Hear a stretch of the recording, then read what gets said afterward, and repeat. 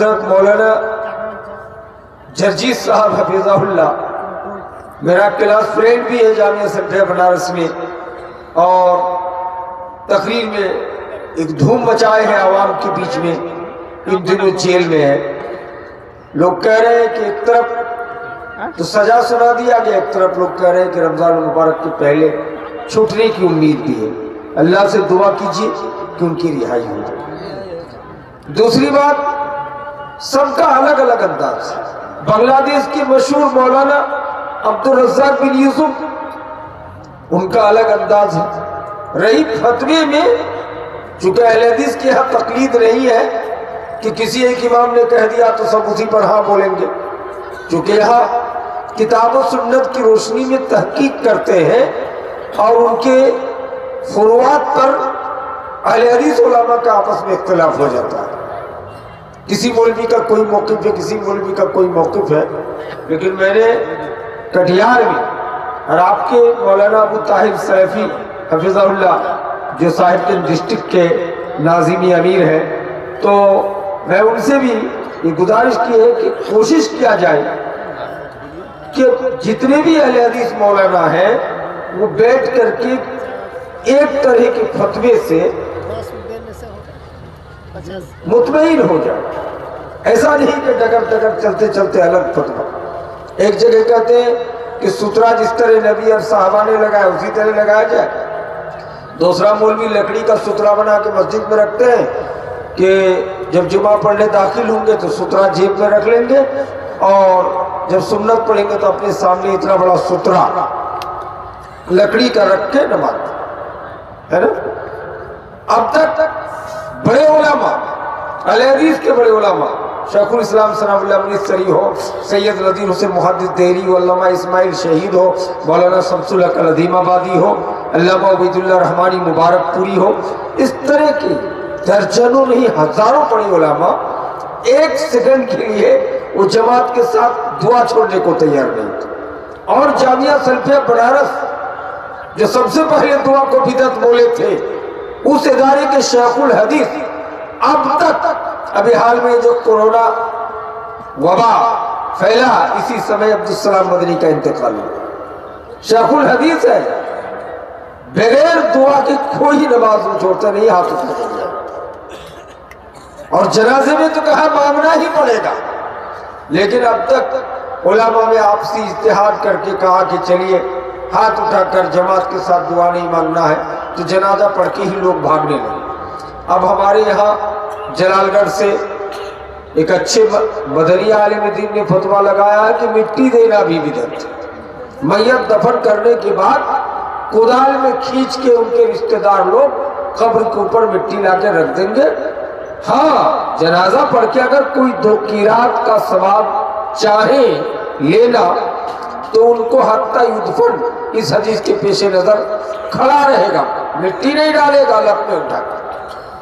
یہ سب سن کر کے عوام جو مدرسہ لائن کے پڑھے لکھے نہیں ہیں کہا کتنے ڈیزائن کا آپ کا فتویٰ ہے۔ اس لیے میں نے گزارش کی سارے علماء سے کہ ہم اہل حدیث علماء، چاہے ندوی ہو، سلفی ہو، مدنی ہو، سنبلی ہو، اور کچھ ہو، بخاری ہو، عبداللہ پور کے ہو، دلال پور کے ہو، بنگال کے ہو، بہار کے ہو، سعودی کے ہو، عرب کے ہو، عجم کے ہو، اگر متحد ہو کے ہم کوشش کریں کہ ہم تو تقلید کرتے نہیں، تقلید میں اختلاف ہوتا نہیں ہے، جو امام اعظم ابو حنیفہ نے بتایا صحیح ہو غلط ہو اس پہ ہمارے ان کا تو ایک ہی فتویٰ ہوگا، لیکن ہمارے یہاں چونکہ ہم لوگ کتاب اللہ اور سنت رسول پر عمل پیرا ہے، اس لیے ہمیں اجتہاد کر کے تحقیق کر کے سارے علماء کو متحد ہونے کی ضرورت ہے۔ یہی ہماری اپیل ہے اور گزارش ہے، ہر معاملے میں، ہر فتوے میں، چھوٹی سی بڑی بات ہر چیز میں، ارے فتویٰ جانو گے تو چلتے چلتے اختلاف ہو جائے گا، لیکن پیر رکھنے میں وغیرہ۔ بہرحال میں آپ کے سامنے اپنے موضوع کی طرف جانا چاہتا ہوں۔ اللہ نے قرآن میں کہا نبی سے مخاطب ہو کر، وَقُلْ لِلْمُؤْمِنَاتِ، نبی کہہ دیجئے مومنہ عورتوں سے، یغضضن من ابصارہن، وہ اپنی نگاہوں کو نیچے رکھیں۔ نگاہوں کو نیچے رکھنے کا مطلب نگاہوں کو پست رکھ کے، تاکہ نہیں، دوسری جگہ اللہ نے کہا قل للمؤمنین یغضوا من ابصارہم، اے نبی آپ کہہ دیجئے مومن مردوں سے، لڑکوں سے یہ بھی اپنے نگاہوں کو نیچا رکھیں۔ اس سے سمجھ میں کیا آیا کہ عورت بے پردہ ہو کے نہ رہے، اسی طرح مردوں کو بھی بے پردہ رہنے سے منع فرمایا۔ آج کل ہمارے نوجوان اس طرح کی جینس فل پینٹ یا اس طرح کا لوچر یا اس طرح کا غیر مسلم یہود نصارہ کرسچن کے دیکھا دیکھی گرمی کے موسم پہ ہاف پینٹ پہن کر کے گھومتا ہے، دیکھنے میں کتنا خراب لگتا ہے۔ تعجب کی بات ہے کہ عورتوں کے پردوں پر تو سب بات کرتے ہیں لیکن مردوں کی پردہ یہ بھول گئے، جبکہ اللہ نے قرآن میں کہا مومن مردوں سے مخاطب ہو کر نگاہوں کو نیچے رکھ کے کسی کی طرف تاک جھانک نہ کرے۔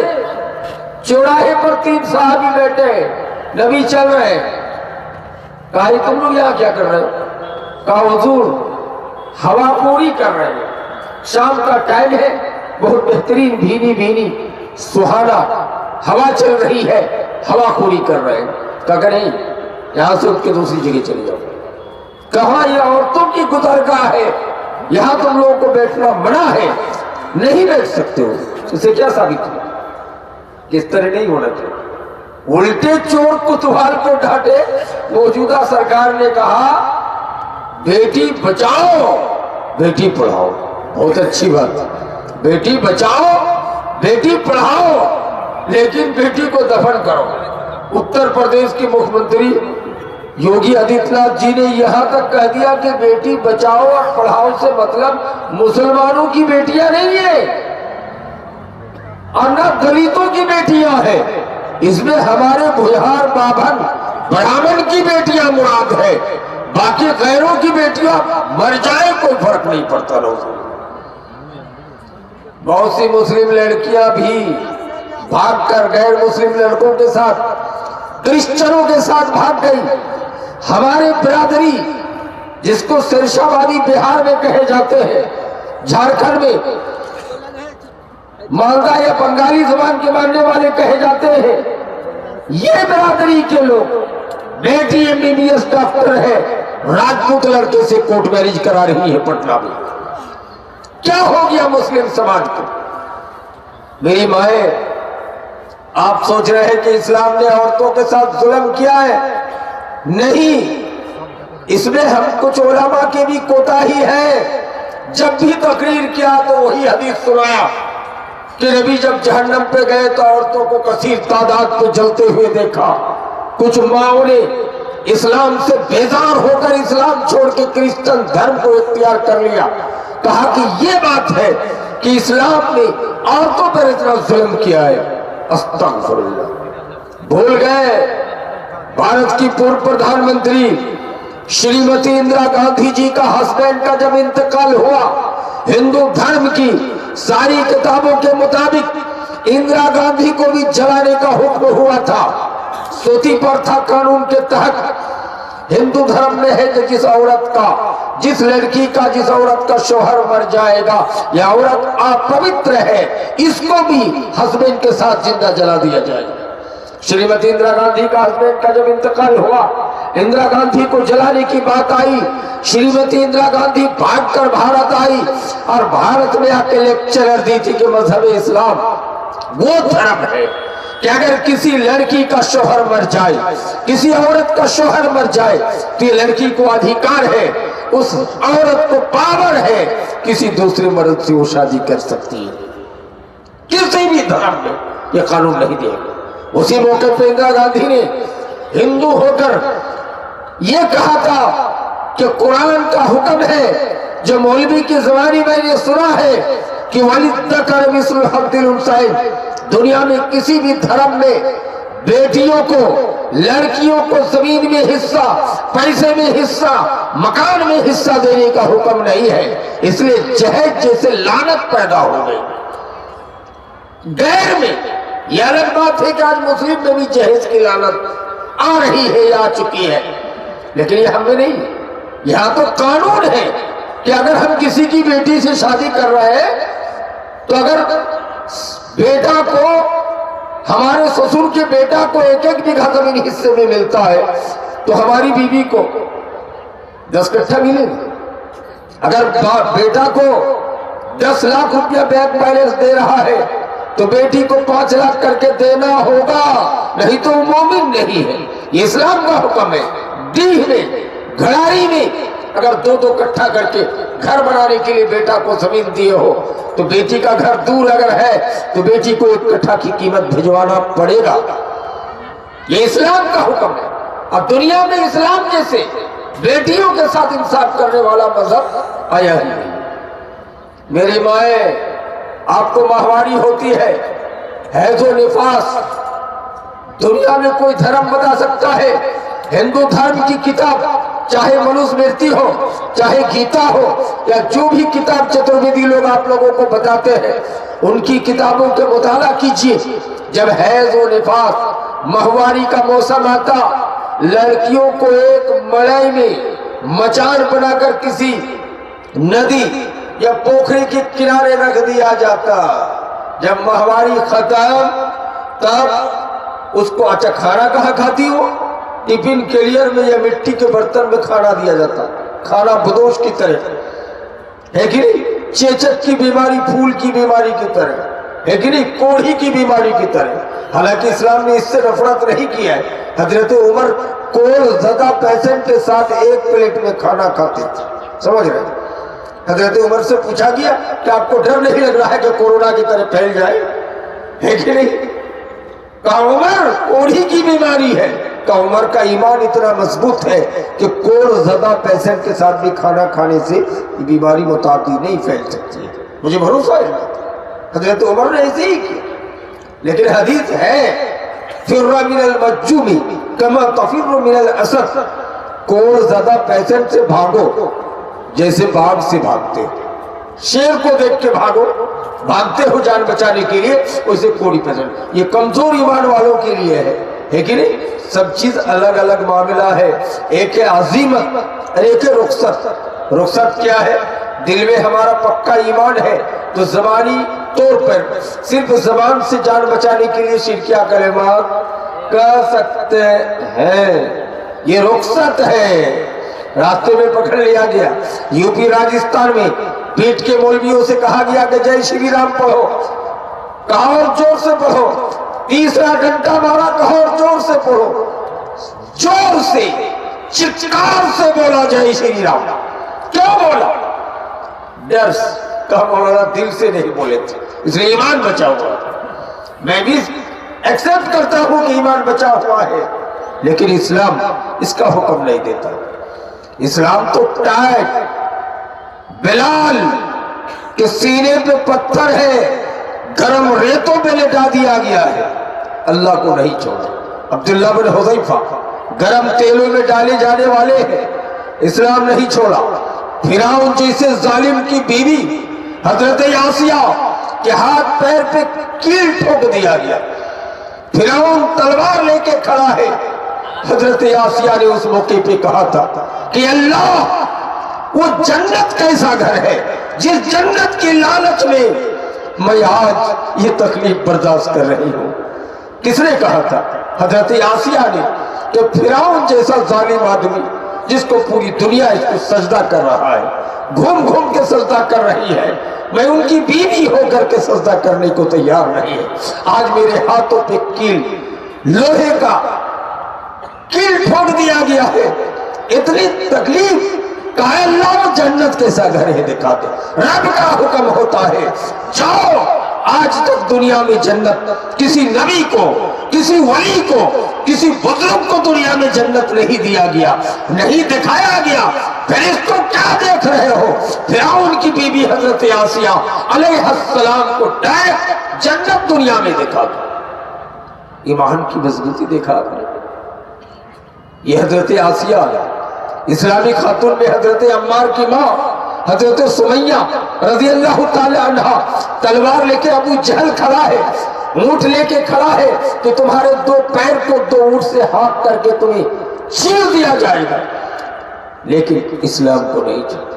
میری بات، آج تم کورٹ میرج غلط طریقے سے غیر قوموں سے کرا رہی ہو، کرسچن سے۔ تم کو پتا نہیں کہ ہندو دھرم میں جب حیض و نفاس ان کو باہر رکھا جاتا تھا، اور ایک پرندہ لایا جاتا تھا، پرندہ زندہ پرندہ پکڑ کے، اور کہا کہ پاک ہوا کہ نہیں حیض سے نفاس سے، اس پرندوں کو لے جا کے ان کی شرمگاہ میں ٹچ کرو، اگر اس کی گند سے بدبو سے مر جائے تو سمجھو پاک ہو گئی۔ بدتمیزی کی انتہا دیکھے امام کائنات نے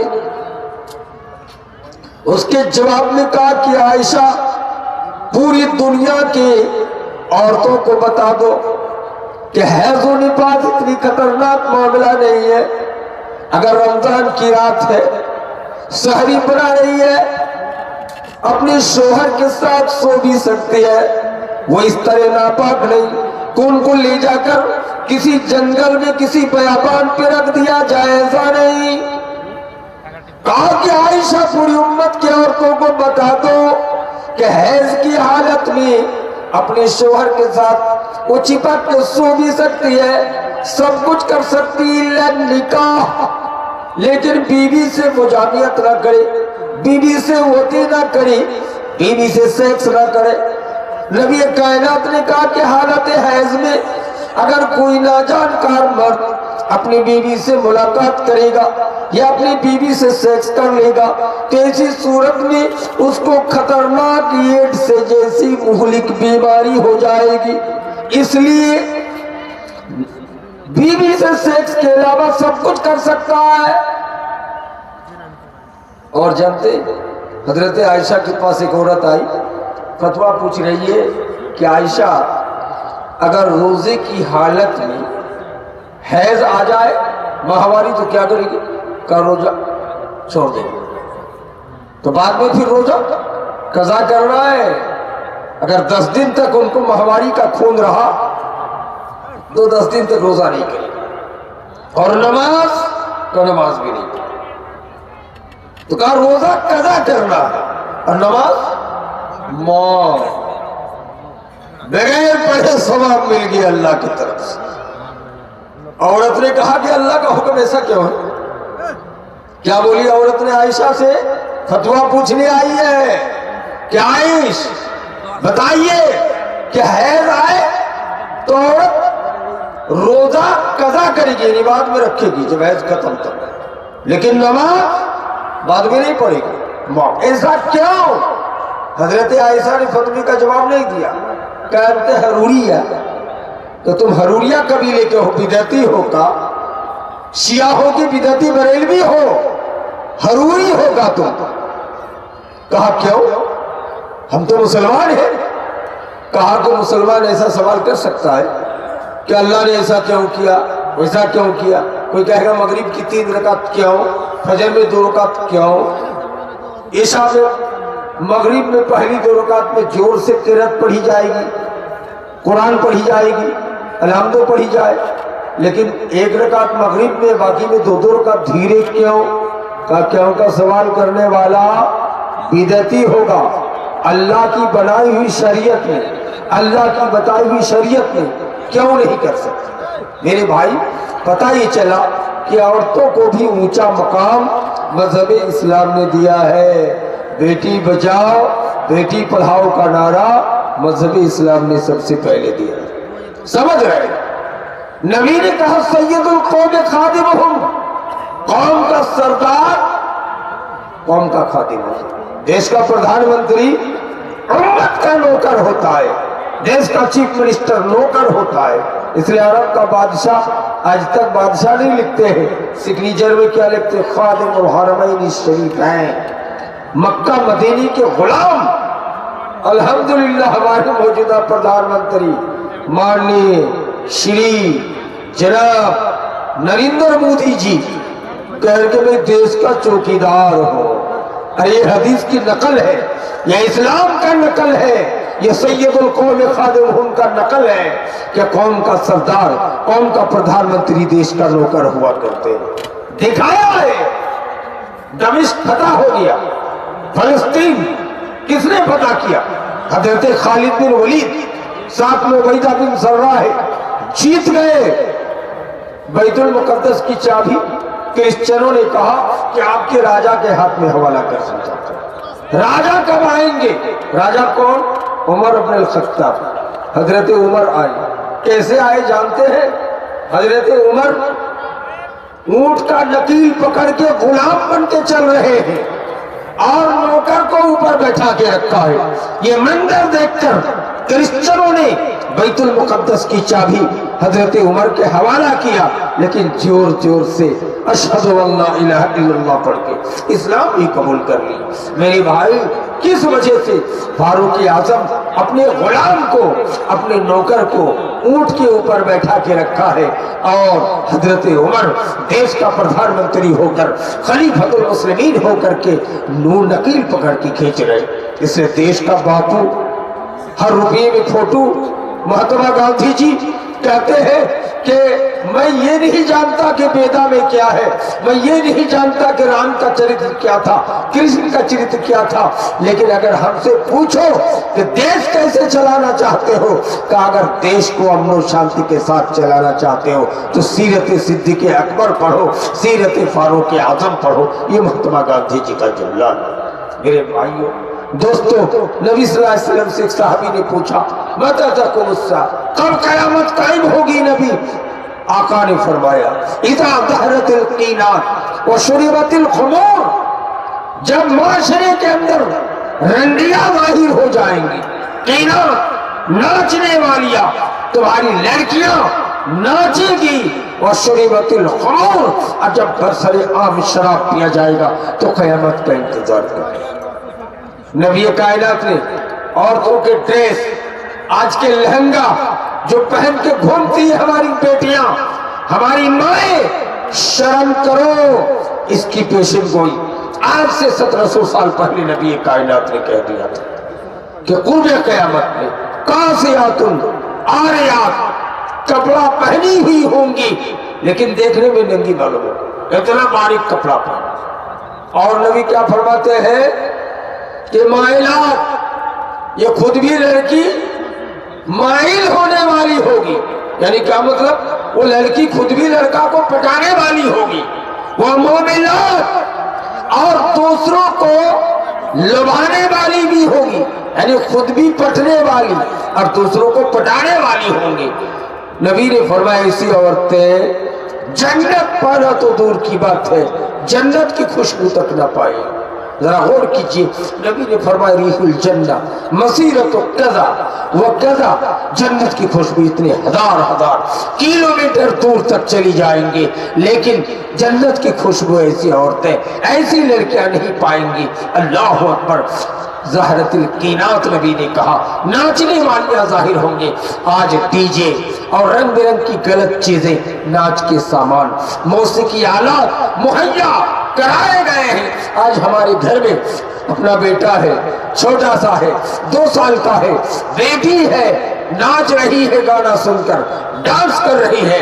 ہم مولوی ہو کر، انجینئر ہو کر، اہل حدیث ہو کر خوش ہو رہے ہیں اور دکھا رہے ہیں کہ دیکھو میری بیٹی ڈانس کر رہی ہے، میرا بیٹا ناچ رہا ہے. قربان ہو جاؤ، برباد ہو جاؤ، آپ بیٹی کو دیکھ کر ڈانس کر رہے ہیں. کیا نبی سے بھی زیادہ پیار آپ کو اپنے بچوں سے ہے؟ نبی کائنات اپنے لگتے جگر حضرت حسین رضی اللہ تعالیٰ عنہ سے اتنی محبت ہے کہ عشاء کی نماز حسین کو گود میں لے کے پڑھا رہے. سمجھ رہے؟ جب رکوع میں جاتے حسین کو رکھ دیتے، سجدے سے اٹھ کے جب قیام کرتے حضرت حسین کو گود میں لے کے قرآن عشاء کی نماز پڑھا رہے. اتنی محبت. یہ حسین ہے، چھوٹا بچہ ہے. نبی مسجد نبی میں خطبے کے لیے ممبر پہ کھڑے ہوئے، آذان ہو گئی، حسین کو آتے ہوئے دیکھا، نبی ممبر سے اتر کے باہر چلے گئے، حضرت حسین کو گود میں لے کے چما کر خطبہ دیا. اس کا مطلب آپ سے بھی زیادہ نبی کو اپنی ناتی سے محبت تھی. لیکن حسین چھوٹا بچہ ہے، صدقے کا کھجور رکھا ہے. حسین ایک کھجور اٹھا کے منہ پہ رکھ لیے، نبی اٹھ کے دوڑتے ہوئے آئے، حضرت حسین کے منہ میں حلق میں انگلی ڈال کر نکل دیے. اور بخاری شریف کا لفظ ہے، نبی نے کہا حسین ہش اگل دو. صحیح مسلم میں ہے حسین اگل دو. آل رسول کے لیے صدقہ جائز نہیں ہے، آل رسول صدقے کا کھجور نہیں کھا سکتے. یہ تربیت ہے.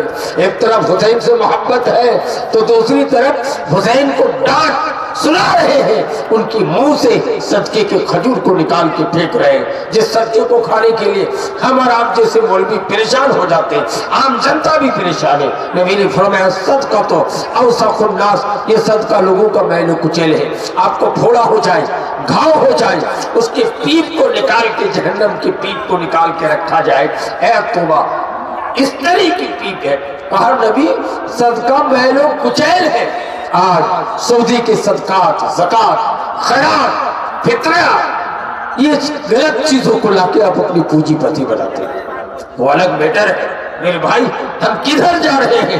اس صدقے کو کھانے کے لیے بھیڑ لگا رہے ہیں, صدقے کے مال کو کھانے کے لیے. اللہ اکبر, یہ چیز بہت ہی خطرناک ہے.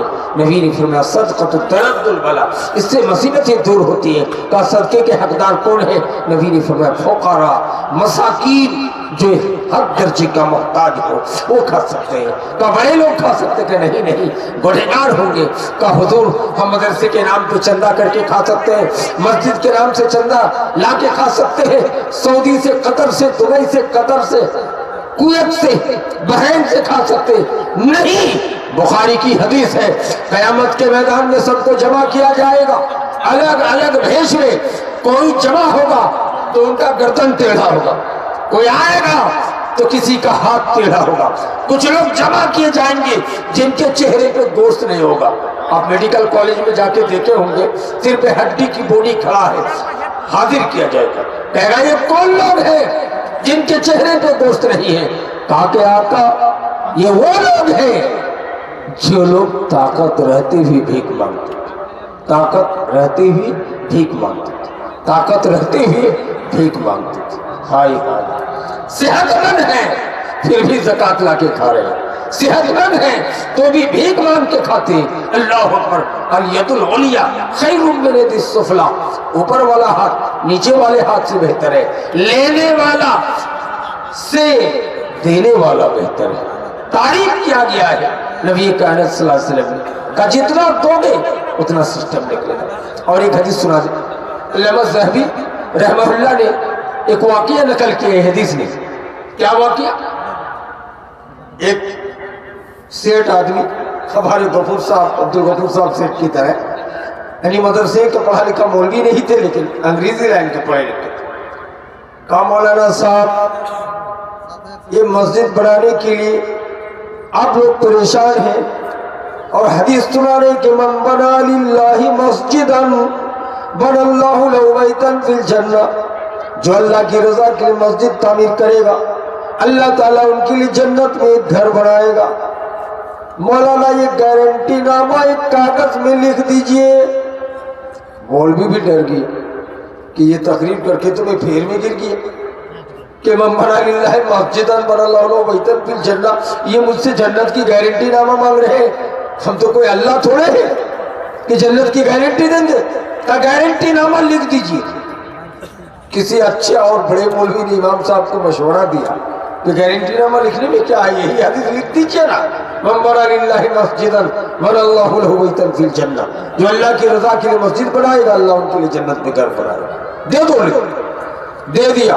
تو کہا آج سے چندہ کرنے کی ضرورت نہیں ہے.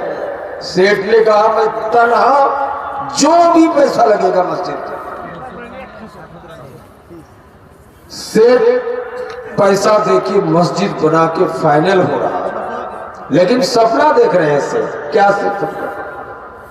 علامہ ذہبی نے نقل کیا ہے, سپنا دیکھ رہے ہیں کہ اس مسجد بنانے کی وجہ سے گاؤں کی ایک عورت مجھ سے پہلے جنت میں داخل ہو رہے ہیں.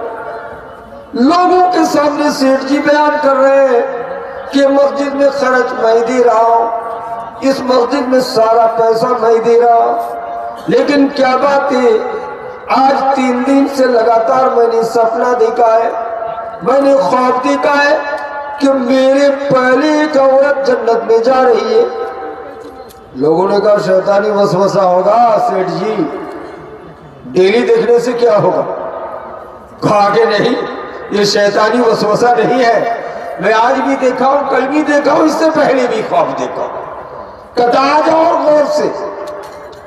कहा मैं पहचान गया हूं, सेठ जी बोल रहे, जिस औरत को मैंने जन्नत पे जाते हुए देखा इस मस्जिद की वजह से, जिसमें पैसा मैं खर्च कर रहा हूं। कहा फलाना की माँ, फलाना की बीवी है। चले गए वहां जाने के बाद कहा ए औरत, ये जो मस्जिद बन रही है इसमें तुम्हारा क्या लगा हुआ है? वो गरीब औरत, रान बेवा, मुसावात थी, डर गई। कहने लगे कि सेठ जी हमको तो इस मस्जिद से कोई लेना देना नहीं है, हम तो गरीब हैं, भीख मांग के खाने वाले हैं, हम कहां से पैसा दे पाए। का वजह क्या है कि मस्जिद मैं बना रहा हूं सेठ बनकर, लेकिन मैं सपने में तुमको जन्नत जाते हुए देख रहा हूं, मैटर क्या है तुम बताओ। वो औरत कहने लगी, सारों कतार रो रही है, आंखों में आंसू है। कहा सेठ जी इस मस्जिद में मैंने कुछ नहीं लगाया है, हाँ मस्जिद में जो सामान ढो रहा था, गधा, खच्चर, घोड़ा, पहले जमाने में ट्रैक्टर नहीं था, उसके सर पे पत्थर लादा हुआ था मस्जिद का, लेकिन वो पानी पीने के लिए बेचैन था, लेकिन सर पे पीठ पर पत्थर रहने की वजह से सर नीचे नहीं कर पा रहा था। तो मैं मुसामात औरत देखा कि जानवर पानी के लिए बिलख रहा है, तो मैं एक गमला में पानी भर के उठा के हाथ में ऐसे लेके इसलिए पिलाया था कि एक जानवर है, प्यासा है, और जानवर के पेट में मस्जिद का पत्थर लगा हुआ है, यही किया था, इसके अलावा कुछ नहीं। मेरे भाई सेठ जी मौलाना के पास गए, कहा कि उस एक नेकी की वजह से उस मुसामात औरत को, कि जिस जानवर को पानी पिलाई उस जानवर की पीठ में जो सामान लगा हुआ था वो मस्जिद का पत्थर और मस्जिद का सामान था, इसलिए उनको पहली जन्नत। इसलिए शायर कहता है नेकी कितनी छोटी सी हो उसे हल्की ना जान, रब की बख्शिश के लिए कोई बहाना चाहिए। रब कहता है कि कोई बहाना हो तो मैं जन्नत दे दो। बेसिया को कुत्ते को पानी पिलाने की वजह से रब ने बेसिया को जन्नती बना दिया। बुखारी की हदीस है, बनी इसराइल का वाकया, 99 आदमी के कातिल, आलिम दीन के कातिल को जन्नती बना दिया, इस वजह से कि अल्लाह से डरा था। मेरे भाई बड़े बड़े जालिमों को, बड़े बड़े मुजरिमों को, बड़े बड़े पापियों को अल्लाह ने माफ कर दिया। और मजे की बात है, एक हदीस सुबह इस्लाम कबूल करता है उहद के मैदान में 6:30 बजे, और जोहर का टाइम आने से पहले अल्लाह की राह में शहीद हो गया। नबी कहते हैं आदमी एक भी सजदा अल्लाह के लिए नहीं कर पाए, सजदा करने का मौका पाए, सजदा तक नहीं किया, अकीदा तौहीद की बुनियाद पर आला दर्जे का जन्नती हो गया। मेरी माए, आप औरतों को पैगाम देके जाना चाहता हूँ कि ये मस्जिद का जलसा है, जो हजरात अभी तक मस्जिद पे दिए नहीं है, हालांकि बड़ी जबरदस्त आलिम मौलाना अब्दुल सबूर साहब उमरी, जिसको आप लोग मौलाना शोएबुर रहमान भी कहते हैं, वो तशरीफ रखते हैं, बहुत अच्छी आवाज़ है, बहुत अच्छी तकरीर करते हैं।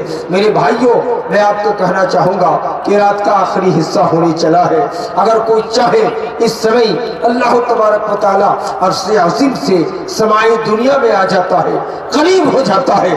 अल्लाह कहता है कोई बंदा जो अपने गुनाहों से माफ़ी मांगे जिनको माफ़ कर दो। इसी मौके के बारे में हदीस आई है कि अगर कोई बंदा हाथ उठाता है तो अल्लाह कहता है कि इसके हाथ को खाली वापस जाने में भेजने में मुझे शर्म आ रहा है। ये अल्लाह कह रहा है कि जाओ, बंदा मांग रहा है, इनको माफ़ कर दिया, गुनाह खताओं से माफ़ी मांग रहा है, मैंने माफ़ कर दिया। ये रात का आखिरी वक्त है, ये बहुत नेकी और अल्लाह की कबूलियत का समय है, मुस्तजाबुद दावत, जो हजरत साद बिन अबी वक्कास की दुआएं कबूल होती थी, उस तरह से रात के आखिरी हिस्से में अगर कोई अल्लाह के घर के लिए, यहाँ की पलास गुना की जामे मस्जिद के लिए और कोई ताउन देना चाहे तो दे सकते हैं। मेरे भाइयों, ये कोई ये ना समझे कि सेठ जी ने 70,000 दे दिया, 10 लाख दे दिया है, हम गरीबों के 500 में क्या होगा। मैंने अभी कहा है कि जिस औरत ने मस्जिद पे जानो پانی سامان ڈھونے والا جانور کو پانی پلائی تھی، وہ عورت کو جنت پہ آگے آگے جاتے ہوئے دیکھا۔ ذرا غور کیجئے، اس لیے نیکی کو معمولی سمجھنا نہیں ہے، جو جتنا ہو سکے۔ ہم غریب ہیں، مزدور ہیں، ایک دن کی مزدوری ہی صحیح اللہ کی راہ میں اس مسجد میں دے دیں گے، اس مسجد کی تعمیر کے لیے دے دیں گے۔ آپ کو پتا ہونا چاہیے کہ پہلے سے لوگ مسجد کی تعمیر کے لیے کتنا دھیان دیتے تھے۔